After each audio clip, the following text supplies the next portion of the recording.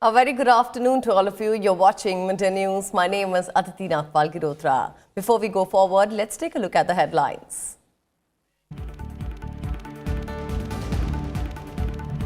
Data protection, cybercrime pose new challenges for the judiciary, says PM Modi. At the inauguration of International Judicial Conference, calls for utilization of new technologies for speedy delivery of justice.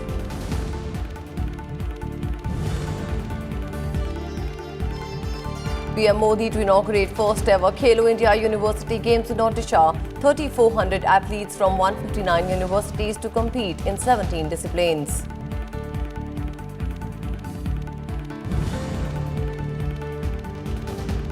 Coronavirus claims 2,360 lives worldwide. Concern over spread in countries outside China. WHO team to travel to worst affected Wuhan today. Union Health Minister reviews actions taken to tackle crisis in India.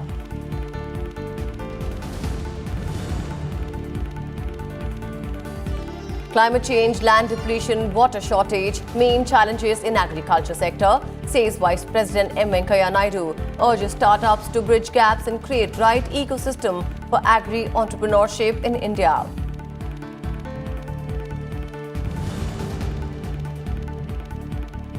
And war-torn Afghanistan, hopeful of peace as US and Taliban begin 7-day partial truce. Both sides agree to sign peace accord next week if pact on reducing violence succeeds.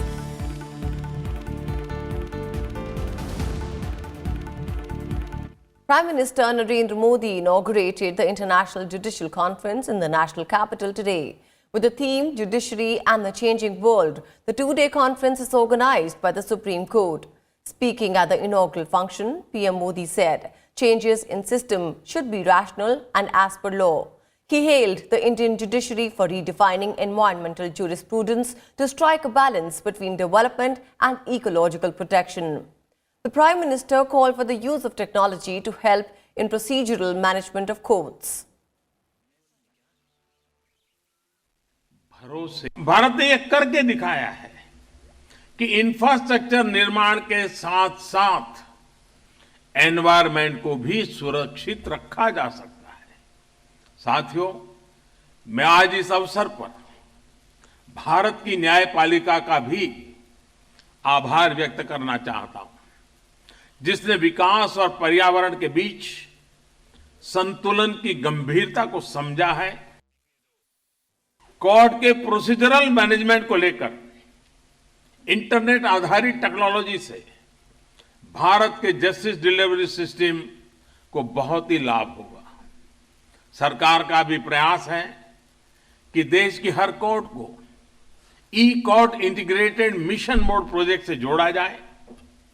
National judicial data grid की स्थापना से भी court की प्रक्रियाएं आसान बनेगी।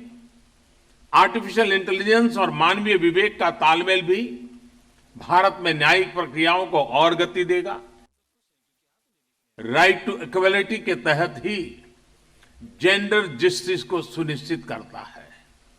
भारत दुनिया के उन बहुत कम देशों में से एक है जिसने स्वतंत्रता के बाद से ही महिलाओं को वोट देने का अधिकार सुनिश्चित किया। आज 70 साल बाद अब चुनाव में महिलाओं का ये पार्टिसिपेशन अपने सर्वोच्च स्तर पर है। A great supporter of social media, of freedom.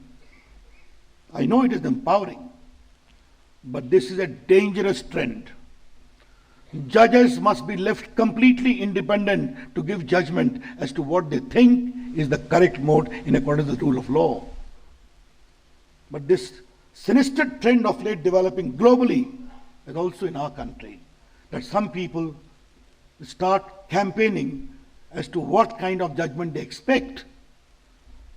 And the judgment is not in accord with that, then unleashing all the forces of criticism. Criticizing the judiciary I always appreciate of the judgment, but some kind of norm has to be maintained. India is a melting pot of myriad cultures and traditions, is well known. This is equally true of its judicial system and institutions. We have assimilated legal cultures of all civilizations who have come to our shores. The most fundamental feature of most constitutions is the idea of the rule of law. And that is certainly the motto of the Indian Supreme Court, which says, where there is adherence to law, there is victory. Yato dharmas tato jayaha. After we gave the Constitution to ourselves, it fell upon this judiciary to interpret it. The judiciary, right from 1950, looked for inspiration from across the globe to find creative solutions to constitutional problems. Later today, the Prime Minister will also inaugurate the first ever Khelo India University Games in Odisha via video conferencing. The largest ever university-level sports competition in India will see participation of 3,400 athletes from 159 universities across the country. A total of 17 sporting disciplines, including archery, athletics, boxing, fencing, judo, swimming, football, kabaddi, among others, are being organized. The games are being organized by the central government in association with the Odisha government. Ahead of US President Donald Trump's first official visit to India, the White House on Friday said that the upcoming visit demonstrates the strong and enduring ties between the two largest democracies of the world. The US President and First Lady Melania Trump will lead a 12-member American delegation to Ahmedabad, Agra and New Delhi for a two-day visit on Monday. The delegation includes Trump's daughter Ivanka and son-in-law Jared Kushner, who serve as assistant and senior advisor to the president. Preparations are in full swing as India is all set to host the US President Donald Trump and the First Lady Melania Trump. The visiting dignitaries will begin their India visit from Ahmedabad.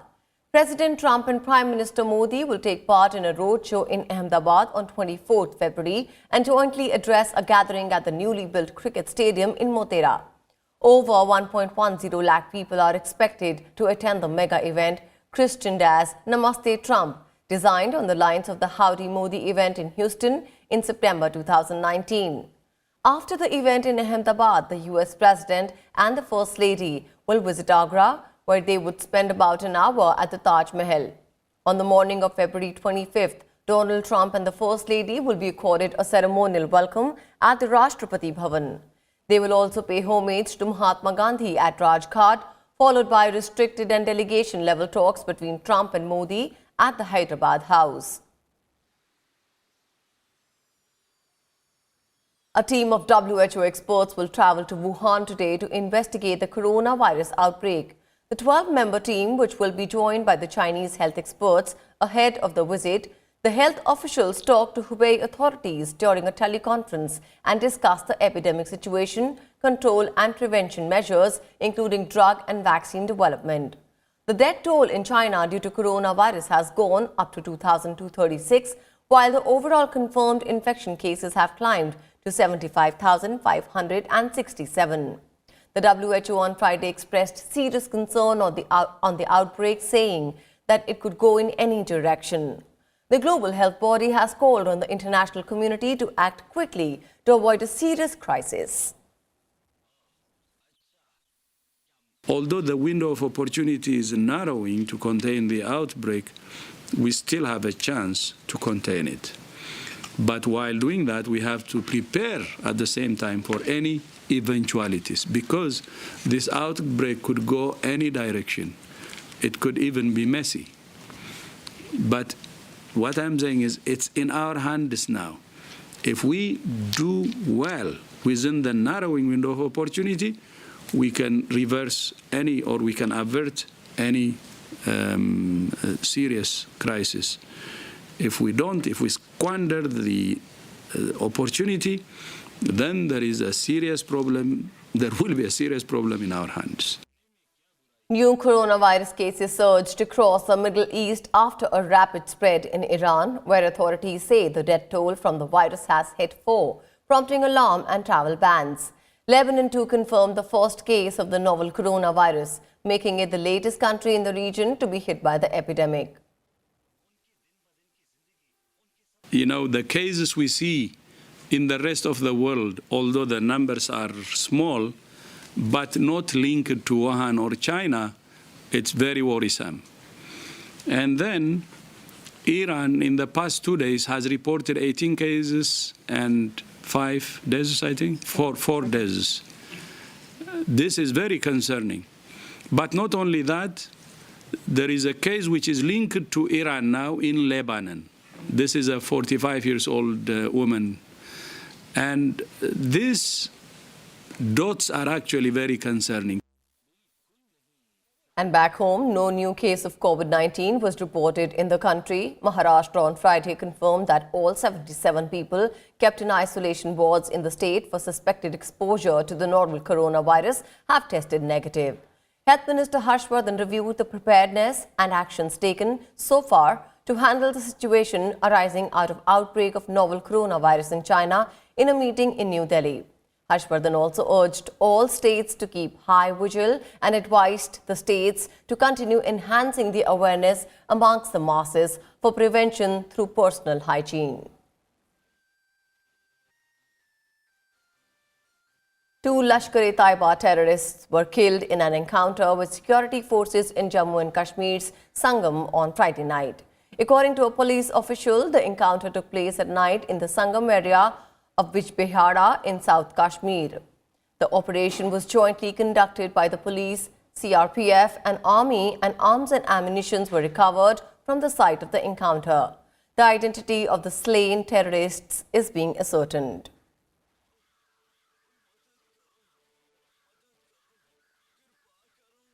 The Parliamentary Standing Committee on Information Technology has decided to examine the impact of suspension of phone services and the internet as an additional issue. The House Committee has already selected 15 subjects for 2019-20. The Ministry of Information, Broadcasting, Electronics, IT and Communications come under the purview of the committee. The committee is reviewing India's 5G-related preparations, the functioning of BSNL and MTNL, and TRAI. It is also examining the Universal Service Obligation Fund in Naxal-affected areas and the Northeast.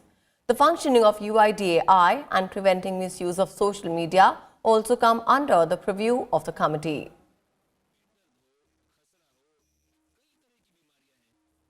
The functioning of the Ministry of Railways will be discussed in both houses of Parliament in the second part of the budget session. The second phase of the 251st session of the Upper House will discuss the functioning of the Ministry of Agriculture and Farmers' Welfare and the Ministry of Rural Development. A separate discussion on the functioning of the MSME Ministry, Law and Justice Ministry and the Railway Ministry will also be taken up. Meanwhile, the Lok Sabha has selected the Railways, Social Justice and Empowerment, Ministry of Tourism, Health and Family Welfare, Ministry of External Affairs and Housing and Urban Affairs to discuss and vote on the demand for grants of 2020-21. With this, we'll halt in for a quick breather, but we'll be back soon. Stay tuned with us.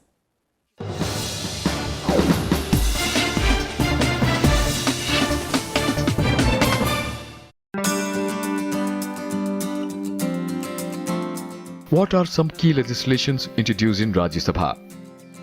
Some of the key legislations introduced in Rajya Sabha are the Indecent Representation of Women Bill 1986, the Indian Succession Bill 1991, and the Marriage Laws Bill 1999.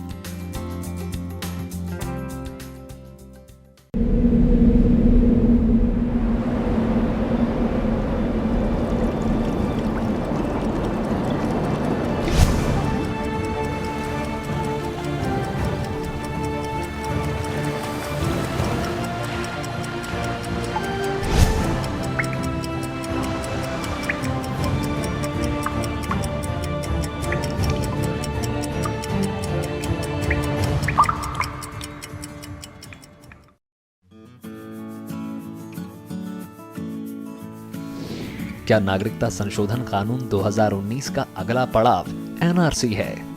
जी नहीं, नागरिकता संशोधन कानून 2019 का NRC से कोई संबंध नहीं है। हालांकि साल 2004 से एनआरसी के तहत चलने वाली कानूनी प्रक्रियाएं नागरिकता कानून 1955 का हिस्सा बनी थी, जिसके तहत भारतीय नागरिकों का पंजीकरण और उनको राष्ट्रीय पहचान पत्र देने का काम किया जाता है। नागरिकता संशोधन कानून 2019 इस प्रक्रिया में किसी तरह का बदलाव नहीं करता।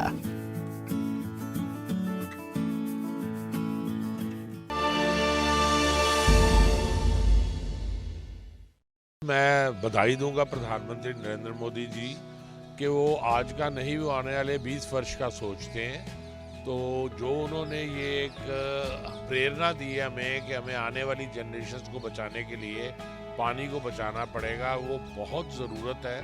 सो मैं सारे देशवासियों को ये आग्रह करूंगा, निवेदन करूंगा कि अब समय आ गया है कि हम आने वाली जो भयंकर परिस्थिति है उसका सामना करने के लिए तैयारी करें और उस स्थिति को टालने का प्रयास करें और पानी को बचाएं। पानी बहुमूल्य है।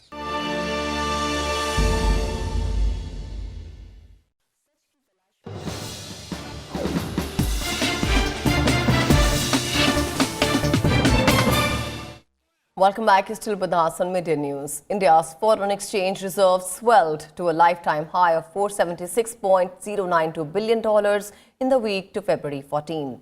According to the RBI data, the foreign exchange reserves increased by $3.091 billion, mainly due to a rise in foreign currency assets. Gold reserves too rose by $344 million to $29.123 billion. The foreign currency assets include the effect of appreciation or depreciation of the non-US units like the euro, pound and yen held in the foreign exchange reserves.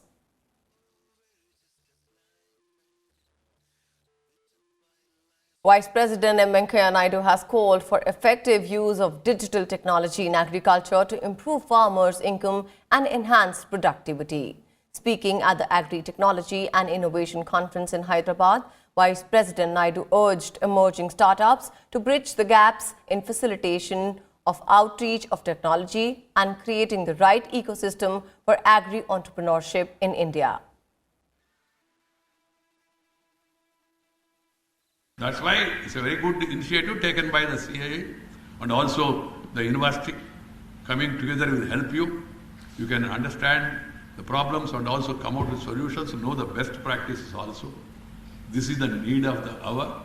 As I told you, my dear youngsters and also scientists and experts, please come out with new innovations, new ideas, develop new varieties and also come out with solutions to the problems that are faced by the agriculture community across the country. Agriculture is becoming non-sustainable and people are trying to leave agriculture in search of other vocations. How to make it more attractive, sustainable, that is the challenge before all of us. But at the same time, science and technology and research has thrown some opportunities. So understand, identify the challenges and then apply the methods and then supply to the people. Global Terror Financing Watchdog FATF on Friday decided continuation of Pakistan in the grey list. FATF warned the country of stern action if it fails to check flow of money to terror groups. The decision was taken at the Financial Action Task Force plenary in Paris. The FATF said Pakistan has to swiftly complete its full action plan by June 2020. If Pakistan fails to comply with the FATF directives, then the global body may put the country in the blacklist. The plenary noted that Pakistan addressed only a few of the 27 tasks given to it in controlling funding to terror groups like the Lashkar-e-Taiba, Jaish-e-Mohammed and the Hizbul Mujahideen, which are responsible for a series of attacks in India. The Terrorism Financing Watchdog, however, reinstated sanctions against Iran, saying the Islamic Republic has not taken sufficient measures against money laundering and the financing of terrorist groups. Iran and North Korea are the two countries on the agency's blacklist. A 7-day reduction in violence between the US and Afghan Taliban began today, raising hopes of a resolution to the 18-year-old long war in Afghanistan. This after both US and the Taliban issued statements on Friday saying they had agreed to sign an accord on February 29th in Doha following the one-week partial truce. Afghanistan has welcomed the partial truce, calling it an important opportunity for the Taliban to demonstrate their seriousness for peace. The Taliban issued their own statement on the deal, saying both sides would make arrangements for the release of prisoners and finally lay the groundwork for peace across the country with the withdrawal of all foreign forces. The United States has been in talks with the Taliban for more than a year to secure a deal in which it would pull out troops in return for Taliban security guarantees and a promise to hold peace talks with the government in Kabul. And now let's talk about environment and climate change.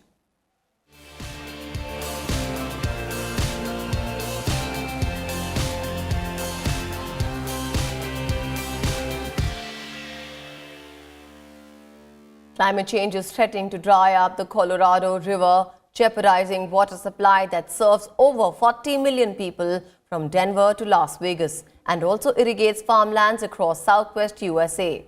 Computer simulations of the Colorado River basin indicate that a temperature rise of 1.4 degrees Celsius over the last century has reduced the annual water flow through the river by more than 11%, with warmer weather allowing less snow cover, exposed darker ground that absorbed more sunlight. This caused more water on the ground to evaporate before it could feed into the Colorado River, thus diminishing the river flow. If atmospheric carbon dioxide concentrations reduced by mid-century, the annual river flow would drop by 14 to 26% compared with the average annual flow during the last century. While if carbon emissions continue apace, annual river flow would drop by 19 to 31% by mid-century.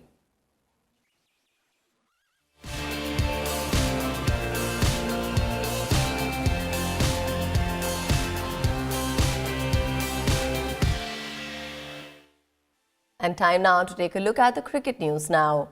New Zealand scored 216 for 5 in their first innings at stumps in reply to India's total of 165 on the second day of the opening test at Wellington. For the Kiwis, Kane Williamson top scored with 89 runs, with Ross Taylor scoring 44 runs. Fast bowler Ishant Sharma claimed 3 wickets, while Mohammad Shami and Ravichandran Ashwin took 1 wicket each. Earlier, resuming at an overnight score of 122 for 5, India lost the rest of the 5 wickets, adding just 43 runs.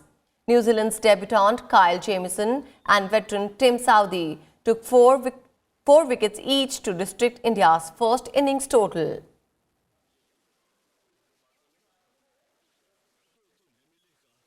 And with this, it's a wrap on this edition of Midday News. Thank you so much for joining us.